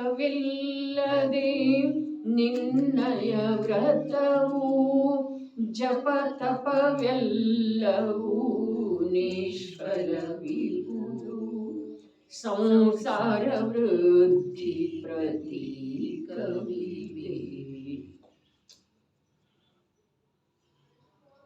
ಸಮಕಿತವಿಲ್ಲದೆ ಅರ್ಥಾತ್ ವಸ್ತು ಸ್ವಭಾವ ಯಾವ ಪ್ರಕಾರ ಇದೆಯೋ, ದೇಹದ ಸ್ವಭಾವ ಯಾವ ಪ್ರಕಾರ ಇದೆಯೋ, ಆತ್ಮನ ಸ್ವಭಾವ ಯಾವ ಪ್ರಕಾರ ಇದೆಯೋ, ವಿಕಾರದ ಸಮಯ ಎಷ್ಟಿದೆಯೋ, ವಿಕಾರದೊಳಗಿರುವಂತಹ ಸಾಮರ್ಥ್ಯ ಎಷ್ಟಿದೆಯೋ, ಸ್ವಭಾವದ ಸಾಮರ್ಥ್ಯ ಲಕ್ಷ್ಯದೊಳಗೆ ಬಾರದ ವಿನಃ, ಸ್ವಭಾವ ಸಾಮರ್ಥ್ಯದ ಮಹಿಮೆ ಬಾರದ ವಿನಃ ವಿಕಾರದ ಸಾಮರ್ಥ್ಯ ಕಡಿಮೆ ಆಗೋದು ಸಾಧ್ಯ ಇಲ್ಲ. ವಿಕಾರದ ಸಾಮರ್ಥ್ಯ ಎಷ್ಟಿದೆ ಅಂತಂದ್ರೆ, ಎಲ್ಲಿವರೆಗೆ ಈ ಜೀವಕ್ಕೆ ತ್ರಿಕಾಲಿ ಸ್ವಭಾವದ ಪರಿಚಯ ಆಗೋದಿಲ್ಲ, ಶ್ರದ್ಧೆ ಆಗೋದಿಲ್ಲ, ಧ್ಯೇಯ ರೂಪದಿಂದ ಮಹಿಮಾ ರೂಪದಿಂದ ಇವನ ದೃಷ್ಟಿಯೊಳಗೆ ಪರಿಸ್ಥಾಪಿಸಲ್ಪಡುವುದಿಲ್ಲ, ಅಲ್ಲಿಯವರೆಗೆ ವಿಕಾರ ಅರ್ಥಾತ್ ವಿಭಾವದ ಸಾಮರ್ಥ್ಯ ಎಷ್ಟಿದೆ ಅಂತಂದ್ರೆ ಆತ್ಮನ ಸಾಮರ್ಥ್ಯಕ್ಕಿಂತ ಹೆಚ್ಚಿದೆ. ಇದೇ ಅಂಚಳನ ದಿಗಂಬರ ದೀಕ್ಷಾ ತಗೊಂಡ್ರೂ ಕೂಡ ಅದರದ್ದು ಬಿಡಲಿಲ್ಲ.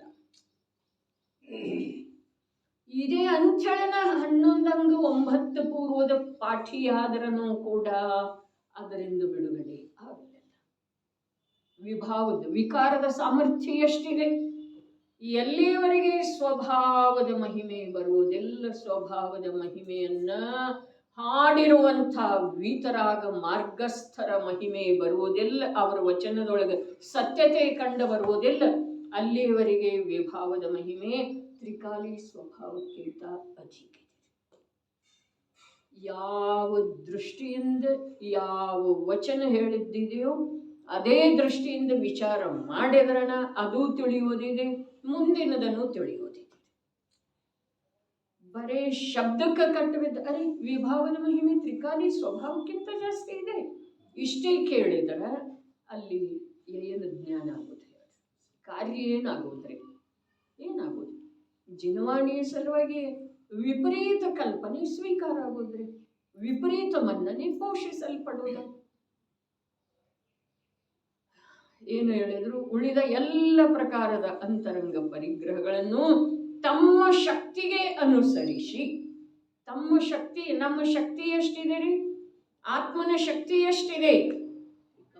ಅನಂತ ಶಕ್ತಿಗಳೇ ಎಷ್ಟಿದಾವೆ ಅಂತ ಹೇಳಿಲ್ಲ, ಅಭೇದ ಆತ್ಮನ ಸಾಮರ್ಥ್ಯ ಎಷ್ಟಿದೆ ರೀ? ಶಕ್ತಿ ಎಷ್ಟಿದೆ?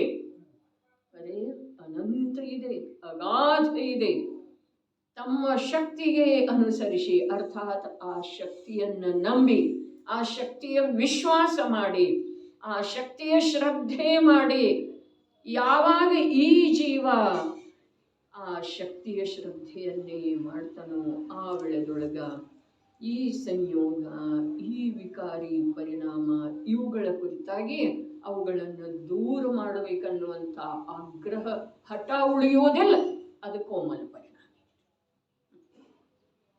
ಶಕ್ತಿಗೆ ಅನುಸರಿಸಿ ತಮ್ಮ ಕೋಮಲ ಪರಿಣಾಮ, ಶಕ್ತಿಯ ಅನುಸರಣೆ ಮಾಡಿದರೆ ತಮ್ಮ ಪರಿಣಾಮ ಏನಾಗೋದಿದೆ?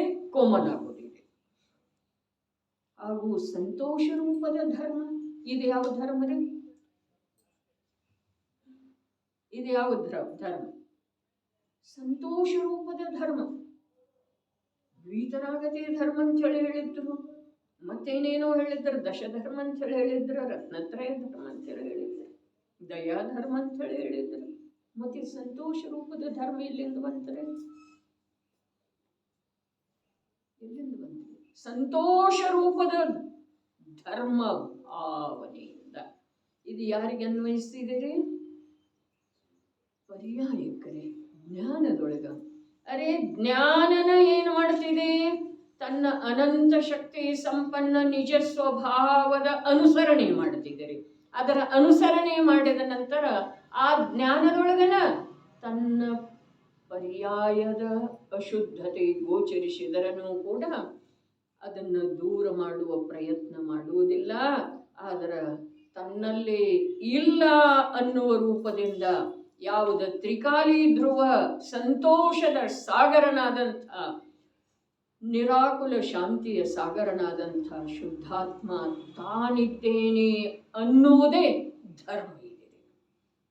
ಆ ಪ್ರಕಾರದ ಶ್ರದ್ಧೆ, ಆ ಪ್ರಕಾರದ ಜ್ಞಾನ, ಆ ಪ್ರಕಾರದ ಪರಿಣಮನ ಏನಿದೆ ಅದ ಧರ್ಮ ಇದೆ. ಏನ ಆನಂದದ ಸಾಗರ, ಸಂತೋಷದ ಸಾಗರ, ಪರ್ಯಾಯದಿಂದ ಅತ್ಯಂತ ಅಸ್ಪಷ್ಟ.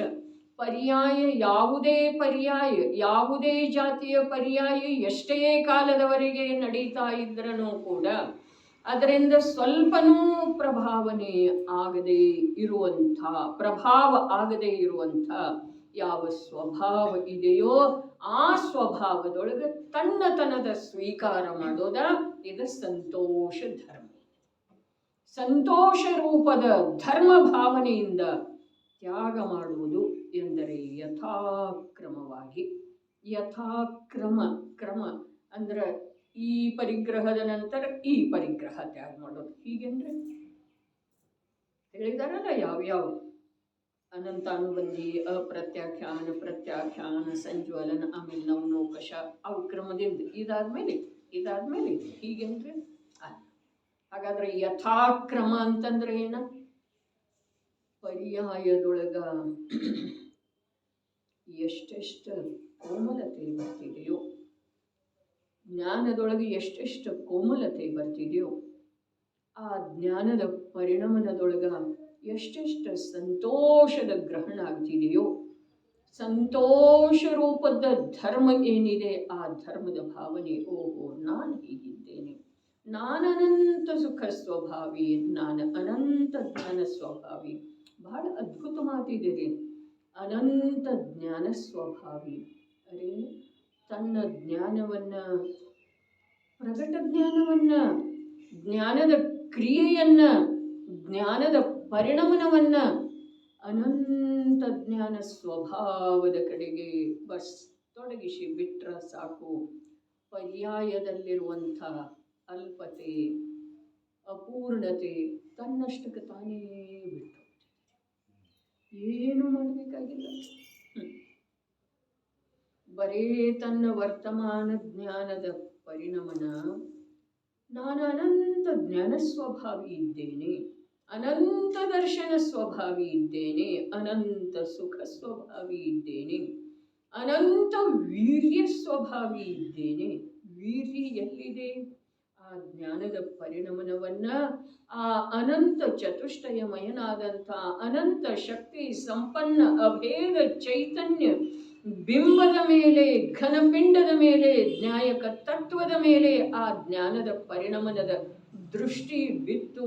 ಆ ಜ್ಞಾನದ ಪರಿಣಮನ ಅದರ ಮೇಲಿನ ದೃಷ್ಟಿ ಇಟ್ಟು ಪರಿಣಮನ ಮಾಡ್ತಾ ಹೋಯಿತು ಅಂತಂದ್ರ ಆ ಜ್ಞಾನದ ಪರ್ಯಾಯಗಳಲ್ಲಿರುವಂಥ ಅಲ್ಪತೆ, ಅಪೂರ್ಣತೆ ಬಿಟ್ಟು ಹೋಗಿ ಸ್ವಯಂ ಆ ಜ್ಞಾನದ ಪರಿಣಮನ ಹೇಗಾಗ್ತಿದೆ?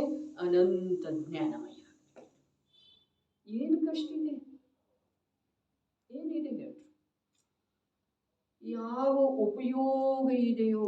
ಅರೆ ಸಂವರ ಅಧಿಕಾರದ ಪ್ರಾರಂಭ ಯಾಗ ಮಾಡಿದರೆ ಭಗವತ್ ಸ್ವರೂಪದ ಕುಂದಾಚಾರ್ಯರು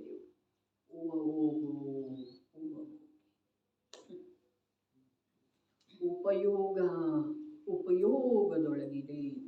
ಉಪಯೋಗದೊಳಗೆ ಯಾವ ಕ್ರೋಧಾದಿಗಳಿಲ್ಲ. ಕ್ರೋಧಾದಿಗಳಲ್ಲೇ ಇದ್ದಾವೆ. ಕ್ರೋಧಾದಿಗಳಲ್ಲಿ ಯಾವ ಉಪಯೋಗ ಏನಿದೆ? ಇದೇನಿದೆ? ಇದು ಕೋಮಲತೆ ಇದೆ, ಇದು ಸಂತೋಷ ಇದೆ, ಸಂತೋಷ ರೂಪದ ಧರ್ಮ ಭಾವನೆ ಇದೆ. ಧರ್ಮ ಭಾವನೆ, ಧರ್ಮ ಎಂಥದ್ದಿರ್ತಿದೆ? ಸಂತೋಷ ರೂಪ. ಸಂತೋಷ ಯಾಕ? ಅರೆ ಏನೂ ಅದರೊಳಗಿಂದ ಹೊರಟು ಹೋಗೇ ಇಲ್ಲ ಅಂದಮೇಲೆ ದುಃಖಿ ಆಗೋ ಕಾರಣ ಏನಿದೆ? ಪರಿಪೂರ್ಣ ಹೇಗಿದೆಯೋ ಹಾಗೆ ಇದೆ ಅಂದಮೇಲೆ ಅದರದ್ದು ಭಾವನೆ ಬಂತು ಅಂತಂದ್ರೆ ಸಂತೋಷನೇ ಇದೆ. ನಾನೊಂದು ಇಲ್ಲಿ ವಸ್ತು ಇಟ್ಟಿದ್ದನು, ಆ ಕಡೆ ಏನೋ ಮಾಡ್ಲಿಕ್ಕೆ ಹೋದೆನು, ಬರೋ ತನಕ ಆ ವಸ್ತು ಇಲ್ಲ ಅಂದ್ರೆ ದುಃಖ ಆಗೋದಿದೆ. ಅನಂತ ಕಾಲದಿಂದ ನನ್ನ ಉಪಯೋಗ ಹೊರಗನೆ ಇದೆ, ಆದ್ರೆ ನನ್ನ ಧ್ರುವ ದ್ರವ್ಯದೊಳಗೆ, ನನ್ನ ವಸ್ತುವಿನೊಳಗೆ ಯಾವ ನ್ಯೂನತೆನೂ ಬಂದಿಲ್ಲ ಅಂದಮೇಲೆ ಸಂತೋಷ ಇರೋದೇನೇನಿರೋದ್ರಿ? ಹೋಗೇ ಇಲ್ಲ. ಸಾರ ಒಳಗೆ ಸಮತಾ ಭಾವ ಮೇಲೆ ಹೆಚ್ಚು ಜೋರು ಕೊಟ್ಟಾರೆ. ಮೋಕ್ಷ ಪರಿಣಾಮ ಸಮತಾ ಭಾವ. ಧರ್ಮ ಅಂತ ಹೇಳಿ ಹೇಳಿದಾರೆ ಅವರು. ಮೋಹಕೋಹ ವಿಹೀನೋ ಪರಿಣಾಮೋ ಧಮ್ಮೋ ಅಪ್ಪಣೋ ಧಮ್ಮೋ. ಸಮತಾ ಭಾವ ಅಂತಂದ್ರೆ ಸಮತಾ ಶಬ್ದದ ಅರ್ಥ ಏನಿದೆ ರೀ? ಆ ತ್ರಿಕಾಲಿ ಸ್ವಭಾವ ಏನಿದೆಯೋ ಅದಕ್ಕೆ ಸರಿ ಸಮಾನವಾದಂಥ ಭಾವ ವರ್ತಮಾನದೊಳಗೆ ಆಯ್ತು. ಸಮತಾ ಭಾವ ಅದರಂಥದ್ದನ ಅದು ಸಮತಾ ಭಾವ ಇದೆ ರೀ. ವ್ಯತ್ಯಾಸ ಏನಿದೆ ರೀ? ಅದನ್ನು ನೋಡಿದ ನಂತರ ಅಲ್ಲೇನು ಕ್ಷತಿಯಾಗಿಲ್ಲ ಅಂಥೇಳಿ ಇದಕ್ಕೆ ಸಂತೋಷ ಆಯ್ತ್ರಿ. ಹೌದೇನಿಲ್ರಿ? ಸಮತಾ ಯಾಕ? ಅರೆ ನಾನು ಹೀಗೆ ಇದ್ದೇನಲ್ಲ ಅಂಥೇಳಿ ಈ ಪರ್ಯಾಯದೊಳಗೆ ಅದರದ ಅನುಭವ ಆಯ್ತಲ್ಲ, ಇದು ಸಮತಾ ಇದೆ ರೀ. ಅದರ ಹಾಗೇನ ಸಮತೆ ಎರಡರೊಳಗೆ ಯಾವ ವಿಷಮತೆ ಉಳಿಲಿಲ್ಲ. ಅದೊಂಥರ ಇದೊಂಥರ ಇಲ್ಲ. ಪರ್ಯಾಯದೊಳಗನ ರೀ ಸಂತೋಷ ಅನುಭೂತಿಯೊಳಗ ಸಮತಾ ಕಾರ್ಯದೊಳಗ. ಪರ್ಯಾಯ ಒಳಗಂದ್ರೆ ಕಾರ್ಯ ಆಯ್ತದ, ಅದರದ ಅನುಭೂತಿ ಏನಾಯ್ತು ಅಂದ್ರೆ ಸಂತೋಷ ಆಯ್ತ್ರಿ. ನೋಡ್ರಿ, ಸಂತೋಷ ಇದು ಸಂವೇದನ ರೂಪ ಇದೆ, ಪ್ರತ್ಯಕ್ಷ ಧರ್ಮ ಇದೆ ರೀ. ಅದಕ್ಕೆ ಧರ್ಮ ಭಾವನೆ ಅಂದಿದರ. ಸಂತೋಷ ರೂಪದ ಧರ್ಮ ಭಾವನೆ. ಧರ್ಮ ಯಾವ್ದ? ಪರಿಣಾಮದ ಹೆಸರು ಧರ್ಮ, ಅನುಭವದ ಹೆಸರು ಧರ್ಮ ರೀ. ಅನುಭವದ ಹೆಸರು. ಹಾಗಾದ್ರೆ ಆ ಅನುಭವ ರೂಪದ ಧರ್ಮ ಪ್ರಾಪ್ತ ಆಗ್ಬೇಕಾದ್ರ ಅದರ ಹಿಂದೆ ಪರಿಣಾಮನ ಇದ್ದೇ ಇದೆಯಲ್ಲ, ಅದರೊಳಗೆ ಗರ್ಭಿತನೇ ಇದೆ ರೀ. ಕಾರ್ಯ ಇಲ್ಲದ ಫಲ ಇಲ್ಲ. ಫಲದ ಅನುಭವ ಎಲ್ಲಿದೆ ಅಲ್ಲಿ ಕಾರ್ಯ ಇದೆ ಅನ್ನೋದು ಸ್ವಾಭಾವಿಕ ಶಕ್ತಿ. ಬಹಳ ಅದ್ಭುತ ಕಥನ ನೋಡ್ರಿ. ತಮ್ಮ ಕೋಮಲ ಪರಿಣಾಮ ಹಾಗೂ ಸಂತೋಷ ರೂಪದ ಈ ಕೋಮಲ ಪರಿಣಾಮ ಏನಿದೆಯಲ್ಲ ಅದು ಸಮತಾ ರೂಪದ ಪರಿಣಾಮ ರೀ. ಸಂತೋಷ ಏನಿದೆಯಲ್ಲ ಅದು ಸಂವೇದನ ಅನುಭೂತಿ, ಅದ ಪರಿಣಾಮ, ಅದ ಪರಿಣಾಮದ ಫಲ. ಸಂತೋಷ ರೂಪದ ಧರ್ಮ ಭಾವನೆಯಿಂದ ತ್ಯಾಗ ಮಾಡುವುದು ಎಂದರೆ ಯಥಾಕ್ರಮವಾಗಿ ಎಲ್ಲವುಗಳ ತ್ಯಾಗ ಮಾಡಬೇಕು. ಯಥಾಕ್ರಮ ಅಂದ್ರೆ ಇಲ್ಲಿ ಯಾವ ಪ್ರಕಾರ ಹೇಳಿದಾರೋ ಅದೇ ಕ್ರಮದಿಂದ. ಯಥಾಕ್ರಮ ಅಂದ್ರೆ ಏನ? ಯಾವ ಪ್ರಕಾರ ಹೇಳಲಾಗಿದೆಯೋ ಅದೇ ಕ್ರಮದಿಂದ. ಯಾವ ಪ್ರಕಾರ ಹೇಳಿದೆ? ಕೋಮಲತೆಯಿಂದ ಹೇಳಿದ್ದಿದೆ, ಕೋಮಲ ಪರಿಣಾಮದಿಂದ ಹೇಳಿದ್ದಿದೆ, ಸಂತೋಷ ರೂಪ ಧರ್ಮದ ಭಾವನೆಯಿಂದ ಹೇಳಿದ್ದಿದೆ. ಅದೇ ಪ್ರಕಾರ ಅನ್ಯ ಪ್ರಕಾರದಿಂದ ಪರಿಗ್ರಹಗಳ ತ್ಯಾಗ ಸಂಭವ ಇಲ್ಲ. ಯಥಾಕ್ರಮದಿಂದ ಅಂದ್ರೆ ಇದೇ ಕ್ರಮದಿಂದ, ಈ ಹೇಳಿದ ಕ್ರಮದಿಂದನ ಇದೊಂದೇ ಕ್ರಮದಿಂದ ಏನಾಗೋದಿದೆ? ಪರಿಗ್ರಹಗಳ ತ್ಯಾಗ ಆಗೋದಿದೆ, ಮಾಡಬೇಕು ಅಂಥೇಳಿ ಹೇಳೋದ. ಇದು ಚರಣಾನುಯೋಗ ಸಂಬಂಧದ ಕಥನ ಇದ್ದ ನಂತರ ಹಾಗೆ ಶಬ್ದ ಪ್ರಯೋಗ ಇದೆ. ನಡೀರಿ ಭಾವಾರ್ಥ. 14 ಪ್ರಕಾರದ ಅಂತರಂಗ ಪರಿಗ್ರಹಗಳಿವೆ. ಅವುಗಳ ಹೆಸರನ್ನು ಇದೇ ಗ್ರಂಥದ 116ನೇ ಶ್ಲೋಕದಲ್ಲಿ ತಿಳಿಸಿಕೊಡಲಾಗಿದೆ. ಮಿಥ್ಯಾತ್ವ 4 ಚೌಕಡಿ ರೂಪದ 4 ಕಷಾಯಗಳು ಮತ್ತು ಹಾಸ್ಯ ಮೊದಲಾದ 9 ನೌಕಷಾಯಗಳು. ಕೆಳಗಡೆ ಟಿಪ್ಪಣಿ ಕೊಟ್ಟದ್ದಿದೆ. ನೌಕಷಾಯ ಅರ್ಥಾತ್ ಹಾಸ್ಯ, ರತಿ, ಅರತಿ, ಶೋಕ, ಭಯ, ಜುಗುಪ್ಸೆ ಅರ್ಥಾತ್ ಗ್ಲಾನಿ, ಸ್ತ್ರೀವೇದ್, ಪುರುಷವೇದ್, ನಪುಂಸಕವೇದ್. ಹೀಗೆ 14 ಭೇದಗಳಿವೆ. ಕ್ರಮಪೂರ್ವಕವಾಗಿ ಇವುಗಳ ತ್ಯಾಗ ಮಾಡಬೇಕು. ಕ್ರಮಪೂರ್ವಕವಾಗಿ ಇವುಗಳ ತ್ಯಾಗ ಮಾಡಬೇಕು ಅನ್ನೋದ ಶಬ್ದಶಃ ನೋಡಿದ ನಂತರ ಮೊದಲ ಸ್ತ್ರೀವೇದ ಪುರುಷವೇದದ ತ್ಯಾಗ ಮಾಡ್ತೇನೋ, ಹಾಸ್ಯ ಭಯಾದಿಗಳದ ತ್ಯಾಗ ಮಾಡ್ತೇನೋ, ನಾನು ನಗುವುದಿಲ್ಲ ಅಂಥೇಳಿ ನಿಯಮ ತಗೊಳ್ತೇನೋ, ಹಾಗೆಲ್ಲ ಮೊದಲು ಮಿಥ್ಯಾತ್ವದ ತ್ಯಾಗ. ಹೀಗೂ ಕೂಡ ಕ್ರಮ ಪ್ರಕಾರ ಅಂತ ಹೇಳಿದ್ರೆ ಹೀಗೂ ಮಿಥ್ಯಾತ್ವದ ತ್ಯಾಗ ಆಗದ ವಿನಃ ಇವು ಮುಂದಿನ ಯಾವುದರೇ ನಾ ತ್ಯಾಗ ಮಾಡ್ತೇನೋ ಅಂಥೇಳಿ ಅಂದ್ರೆ ಅವ ಆಗುವುದಿಲ್ಲ. ಮೊದಲು ಮಿಥ್ಯಾತ್ವ ಹೋಗ್ಲಿಕ್ಕೆ ಬೇಕು. ಮತ್ತು ಮಿಥ್ಯಾತ್ವದ ತ್ಯಾಗ ಎಲ್ಲಿ ಆಗಿದೆಯೋ ಅಲ್ಲಿ ಇವು ಎಲ್ಲ ಒಳಗ ಶಕ್ತಿ ತಗೊಂಡನೆ ಹೋಗಿದ್ದೀರಿ. ಅಯ್ಯೋ ಬರೇ ಅದಾವ ಸುಮ್ಮ ಒಂದಿಷ್ಟು ಅಳಗಾಡ್ತಾ ಅದಾವ್ರಿ. ಮಿಥ್ಯಾತ್ವ ಹೋಯ್ತು ಅಂತಂದ್ರ ಹಾಸ್ಯದೊಳಗನೂ ದಮ್ಮಿಲ್ಲ, ಭಯದೊಳಗನೂ ದಮ್ಮಿಲ್ಲ, ವೇದದೊಳಗನೂ ದಮ್ಮಿಲ್ಲ, ಯಾವುದರೊಳಗನೂ ಇಲ್ರಿ. ಅವಿರತಿಯೊಳಗೆ ದಮ್ಮಿಲ್ಲ, ಪ್ರಮಾದದೊಳಗಿಲ್ಲ, ಕಷಾಯದೊಳಗಿಲ್ಲ. ಅದ್ಭುತ ಮಾತಿದೆ. ಇಲ್ಲಿ ಕ್ರಮದ ಅರ್ಥ ನಿಮಗೆ ಮಾಡೋದಿತ್ತು, ತಿಳ್ಕೊಳ್ಳೋದಿತ್ತು ಅಂತಂದ್ರೆ ಅದ ಯಾವ ಕ್ರಮದಿಂದ ಹೇಳಿದಾರಲ್ಲ, ಮಿಥ್ಯಾತ್ವನ ಮೊದಲು ಹೋಗ್ಬೇಕು. ಇಲ್ದಿದ್ರೆ ನೌಕಷಾಯದೊಳಗೆ ನೀನೇನ್ರಿ ಪ್ರವೃತ್ತಿ ಮಾಡಿದ್ರೆ ಅದರಿಂದ ನಿನಗೆ ಯಾವ ಲಾಭ ಆಗಬೇಕೋ ಆ ಲಾಭ ಆಗುವುದಿಲ್ಲ. ಕ್ರಮಪೂರ್ವಕವಾಗಿ ಇವುಗಳ ತ್ಯಾಗ ಮಾಡಬೇಕು. ಇವುಗಳಲ್ಲಿನ ಮಿಥ್ಯಾತ್ವ ಮತ್ತು ಅನಂತಾನುಬಂಧಿಯ 4 ಕಷಾಯಗಳು ಅವು ಸಮ್ಯಕ್ ದರ್ಶನ ಹಾಗೂ ಸ್ವರೂಪಾಚರಣ ಚಾರಿತ್ರದ ಘಾತ ಮಾಡುತ್ತವೆ. ಬಹಳ ಅದ್ಭುತ. ಇದು ಟೋಡರ್ ಮಲ್ಲರಲ್ಲದ ಬರೆಯೋದ ಸಾಧ್ಯ ಇಲ್ಲ ಯಾರು. ಏನ್ ಹೇಳಿದ್ರು? ಮಿಥ್ಯಾತ್ವ ಮತ್ತು ಅನಂತಾನುಬಂಧಿಯ 4 ಕಷಾಯಗಳು ಏನ್ ಮಾಡ್ತಾವ? ಸಮ್ಯಕ್ ದರ್ಶನ ಮತ್ತು ಸ್ವರೂಪಾಚರಣ ಚಾರಿತ್ರದ ಘಾತ ಮಾಡುತ್ತವೆ. ಮಿಥ್ಯಾತ್ವ ಯಾವುದರ ಘಾತ ಮಾಡ್ತಿದೆ? ಸಮ್ಯಕ್ ದರ್ಶನದ. ಮತ್ತ ಅನಂತಾನುಬಂಧಿ ಕಷಾಯ ಚೌಕಡಿ ಘಾತ ಯಾವುದರನ್ನ ಮಾಡ್ತಿದೆ? ಸ್ವರೂಪಾಚರಣ ಚಾರಿತ್ರದ. ಎಂಥ ಸಕಾರಣ ಕೊಟ್ಟಿದ್ದಾರೆ ನೋಡ್ರಿ. ಅಪ್ರತ್ಯಾಖ್ಯಾನಾವರಣೀಯ ನಾಮದ 4 ಕಷಾಯಗಳಿವೆ, ಅವು ದೇಶ ಚಾರಿತ್ರದ ಘಾತ ಮಾಡುತ್ತವೆ ಎಂದರೆ ಶ್ರಾವಕ ಪದವಾಗಗೊಡುವುದಿಲ್ಲ. ಇನ್ನು ಪ್ರತ್ಯಾಖ್ಯಾನಾವರಣೀಯ ನಾಮದ 4 ಕಷಾಯಗಳಿವೆ, ಅವು ಸಕಲ ಸಂಯಮದ ಘಾತ ಮಾಡುತ್ತವೆ ಎಂದರೆ ಮುನಿಪದವಾಗಗೊಡುವುದಿಲ್ಲ. ಸರ್ವಥಾ ತ್ಯಾಗವನ್ನು ಪ್ರತ್ಯಾಖ್ಯಾನವೆಂದು ಹೇಳುತ್ತಾರೆ. ಮತ್ತು ಸಂಜ್ವಲನ ಮೊದಲಾದ 4 ಹಾಗೂ ಹಾಸ್ಯ ಮೊದಲಾದ 6 ಮತ್ತು 3 ವೇದ ಇವೆಲ್ಲವೂ ಯಥಾಖ್ಯಾತ ಚಾರಿತ್ರದ ಘಾತದಲ್ಲಿ ನಿಮಿತ್ತವಿವೆ. ನಿಜ ಶಕ್ತಿಯ ಬಲದಿಂದ ಈ ಪ್ರಕಾರ ಈ ಎಲ್ಲ ವ್ರತಗಳನ್ನು ಕ್ರಮಪೂರ್ವಕವಾಗಿ ಧಾರಣ ಮಾಡಿ ಅಂತರಂಗ ಪರಿಗ್ರಹವನ್ನು ಕ್ರಮಪೂರ್ವಕವಾಗಿ ಬಿಟ್ಟುಕೊಡಬೇಕಾಗುವುದು. ಇದೇನು ವಿಶೇಷ ಚರ್ಚೆ ಇಲ್ಲ, ಆದ್ರೆ ಬಹಳಷ್ಟು ವಿಷಯ ಇದೆ. ತಿಳ್ಕೊಳ್ಳಬೇಕಾದಂಥದ್ದು, ಉಪಯೋಗ ಮಾಡಿಕೊಳ್ಬೇಕಾದಂಥದ್ದು, ಜೀವನದೊಳಗ ನಿಶ್ಚಿತವಾಗಿ ನಿರ್ಣಯ ಮಾಡಬೇಕಾದಂಥ ವಿಷಯ ಇದೆ. ಮಿಥ್ಯಾತ್ವ ಹೋಗಲಿಲ್ಲ, ಅನಂತಾನುಬಂಧಿ ಹೋಗಲಿಲ್ಲ ಅಂತಂದ್ರೆ ಸಮ್ಯಕ್ ದರ್ಶನ ಸ್ವರೂಪಾಚರಣ ಚಾರಿತ್ರ್ಯ ಇಲ್ಲ. ಅಪ್ರತ್ಯಾಖ್ಯಾನಾವರಣ ಹೋಗಲಿಲ್ಲ ಅಂದ್ರೆ ದೇಶ ಚಾರಿತ್ರ್ಯ ಇಲ್ಲ. ಪ್ರತ್ಯಾಖ್ಯಾನಾವರಣ ಕಷಾಯ ಚೌಕಡಿ ಹೋಗಲಿಲ್ಲ ಅಂತಂದ್ರೆ ಸಕಲ ಸಂಯಮ ಇಲ್ಲ. ಮುನಿವ್ರತ ಆಗಗೊಡುವುದಿಲ್ಲ, ಮುನಿ ಧರ್ಮದ ಅಂಗೀಕಾರ ಆಗಗೊಡುವುದಿಲ್ಲ. ಇನ್ನು ಆ ಸಂಜ್ವಲನ ಯಾವುದು? ಜಲದ ಮೇಲಿನ ರೇಖೆ ಅಂತ ಹೇಳಿ ಹೇಳಿದಲ್ಲ, ಅದು ಎಲ್ಲಿ ತನಕ ಹೋಗುವುದಿಲ್ಲ, ಅಲ್ಲಿ ತನಕ ಯಥಾಖ್ಯಾತ ಚಾರಿತ್ರ ಆಗುವುದಿಲ್ಲ.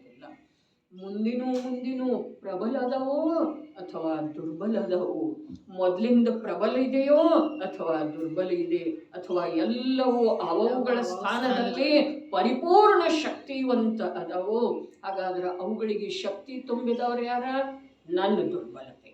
ನನ್ನನ್ನು ನಾನು ನಿಸ್ಸತ್ವ ಮಾಡಿಕೊಳ್ತಾ ಇದ್ದೇನೆ, ಅವುಗಳಿಗೆ ಶಕ್ತಿ ತುಂಬುತ್ತಾ ಇದ್ದೇನೆ. ಆ ಬಯಲು ಮುಜೆ ಮಾರ ಅಂತೇಳಿ ಏನು ಲೋಕದೊಳಗೆ ಉಕ್ತಿ ಇದೆ ಅಲ್ಲ, ಅದು ಇದುವೇ ಇದೆ ರೀ. ಸ್ವಯಂ ಅದು ಹೊಡಿತಿದೆ ಅನ್ನೋದು ಗೊತ್ತಿದೆ, ಅದು ಅಜ್ಞಾನಿ ಇದೆ, ತಿರಿಯಂಚಿ ಇದೆ ಅನ್ನೋದು ಗೊತ್ತಿದೆ, ಮತ್ತು ಅದಕ್ಕೆ ಆಹ್ವಾನ ಕೊಡೋದು, ತಾನು ದುರ್ಬಲ ಆಗೋದು, ಸೋಲು ಒಪ್ಪಿಕೊಳ್ಳೋದು. ಅದೇ ಪ್ರಕಾರ ಈ ಜೀವ ಚೈತನ್ಯ ಸ್ವರೂಪಿ ಇದ್ರೂ ಅದು ಜಡ ಇದೆ ಅನ್ನೋದು ಗೊತ್ತಿದೆ, ಜ್ಞಾನದಿಂದ ಶೂನ್ಯ ಇದೆ ಅನ್ನೋದು ಗೊತ್ತಿದೆ, ಮತ್ತು ಅದರ ವಶ ಆಗುವುದು, ಅದನ್ನು ಪ್ರಬಲ ಮಾಡೋದು, ಮತ್ತು ತಾನು ದುರ್ಗತಿಗಳಲ್ಲಿ ಅರೇ ಈ ವಿಚಾರ ದಿನನಿತ್ಯವೂ ಬರಕಬೇಕು ನೋಡ್ರಿ. ತನ್ನ ಈ ಭವ ಹೊರಟೋಯ್ತು, ಅರೇ ಭವ ಒಮ್ಮೆ ಹೋಗೋದಿಲ್ಲ, ಸಮಯಕ್ಕೆ ಹೋಗ್ತಾ ಇದೆ. ಸಮಯಕ್ಕದ ಮಹಾನ್ ಕರ್ಮದ ದುಃಖದ ರಾಶಿಯನ್ನ ಈ ಜೀವದ ತಲೆಯ ಮೇಲೆ ಹೊರಿಸ ಹೋಗ್ತಾ ಇದೆ. ಅದು ಯಾವುದು ಹೊರಿಸ ಹೋಗ್ತಾ ಇಲ್ಲ, ನೀವು ಹೊತ್ಕೊಳ್ತಾ ಇದ್ದಂದ್ರೆ. ಹಾಗಾದ್ರೆ ಆ ಭಾರ ಹೊತ್ಕೊಂಡು ನೀವು ಚಿನ್ನ ಭಿನ್ನ ಆಗ್ತಾನೆ. ಅಂದ್ರನ ಶಕ್ತಿಹೀನ ಆಗ್ತಾ ಅನಂತವಾ ಭಾಗ. ಎಷ್ಟ ಅಕ್ಷರದ ಅನಂತವಾ ಭಾಗ ಶಕ್ತಿ ಉಳಿಯುವಂಥ. ಅದೇ ಯಾರೂ ಅದನ್ನು ಜೀವಂತ ಹೇಳಿ ಸ್ವೀಕಾರ ಮಾಡುವುದಿಲ್ಲ. ಅಂಥ ಸ್ಥಿತಿಯೊಳಗ ಹೋಗಿ ಕೂಡೋದಿದೆ.